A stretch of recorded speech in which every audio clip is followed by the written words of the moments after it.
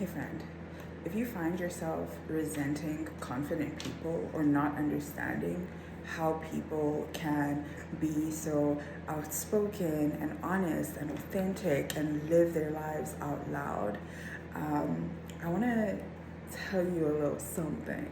So, I used to be really jealous of confident people. I was always so insecure, so fearful. I just had this lingering sense that, like, at any moment I could do something that, would get me in trouble, that would make everything go wrong. I could say the wrong word in a specific way, or I could just do the wrong thing. And, it felt in my heart like I would just be ostracized, that, like, I could do something minuscule that could make me not be loved, to be destitute and abandoned, basically. And I want to tell you where that comes from. So if you feel anger or panic or shame or resentment when seeing other people do things that you think should cost them love because you think they would cost you love if you did them, that comes from having been taught or trained into conditional love. That means that the people around you in your early upbringing or the circumstances in which you were brought up in taught you that there is a specific version of yourself, a mask that you have to wear everywhere, all the time. That if you let that mask down, if you do anything that veers off of this perfect concept, with this made up personality, that people won't love you, that it will immediately make you lose love, make you lose belonging, make you lose emotional safety. But I want to tell you right now that you were never emotionally safe in a place that didn't allow you to be you. That was not emotional safety to begin with. If the risk of authenticity is rejection, that love was always conditional. That place was never for you. It was for the mask that you put on. It was for the fake version of you that they ask you to make up in order for you to keep to keep a sense of belonging, to keep your place in an already probably dysfunctional environment.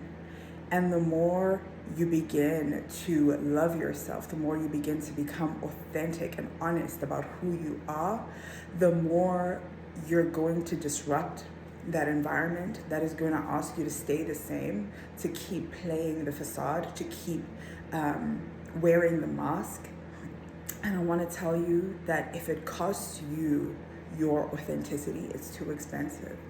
And if you have the capacity to leave that place, please try by all means to do so. And I know that sometimes it's not always feasible, but if you can, if you have it within your capacity, do so. Secondly, if you can begin to start self-reflecting, start looking at yourself with the lens of compassion instead of the self-criticism and the judgment and the fear and the internalized harm. If you can begin to view yourself as a beautiful being who is here to express your most authentic and full version of who you are, you will begin to give yourself the permission that they never gave you. And what happens is, the wonderful thing that happens, one, when you get a little bit of distance from that demand to wear the mask, when you get a little bit more self-compassion, you will begin to attract people around you who really love you for the real you. It can happen when you are still in that environment. I don't want to say that, nobody's going to love you until you learn to love yourself. That's not true. There will be plenty of people who will try to love you while you are still broken, while you are still trying to wear that mask. There will be plenty of people who will walk with you as you shed that mask. It doesn't have to be the authenticity doesn't have to come first, but you have to make it a priority so that when the love inevitably comes, you will be open to receiving it, and you won't sabotage it or ruin it, because you're fearful, or it feels so unnatural, or feels like, you're lingering in suspense.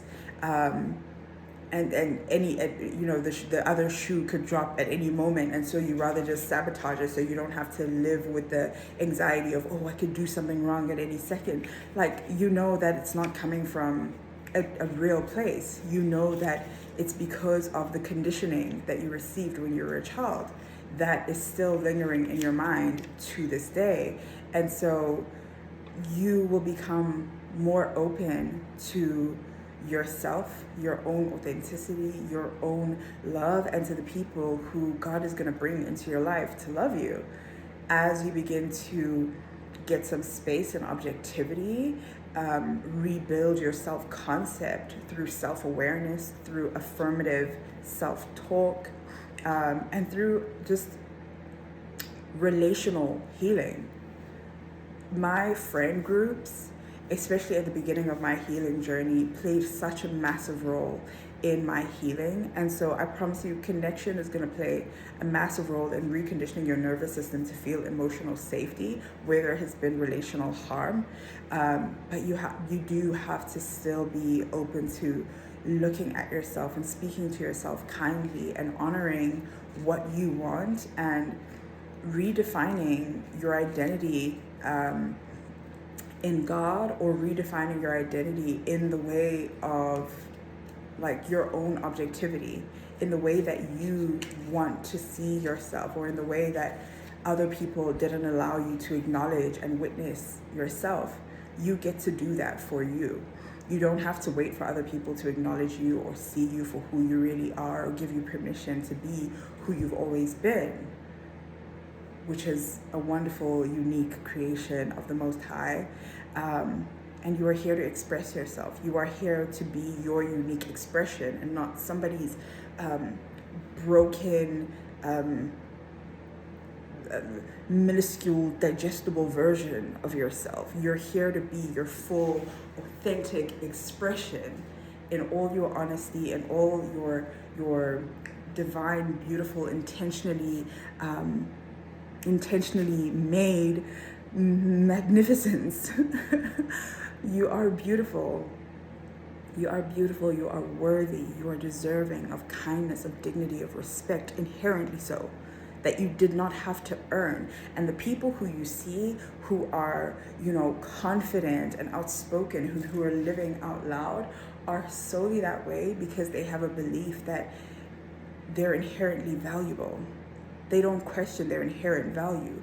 They can make mistakes and not see themselves as shameful, but rather they'll see the mistake and think, oh, I could have done that better. Okay, what did I learn from that mistake? Because it's not, your identity isn't tied to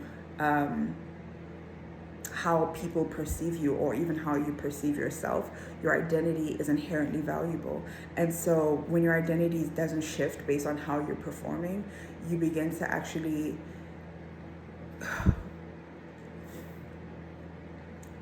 you begin to truly bridge that, build that relationship with yourself of unconditional love. And that is what creates that confidence, that magnetism, that outward beauty that glows and radiates, is because you've cultivated a relationship with yourself that isn't conditional.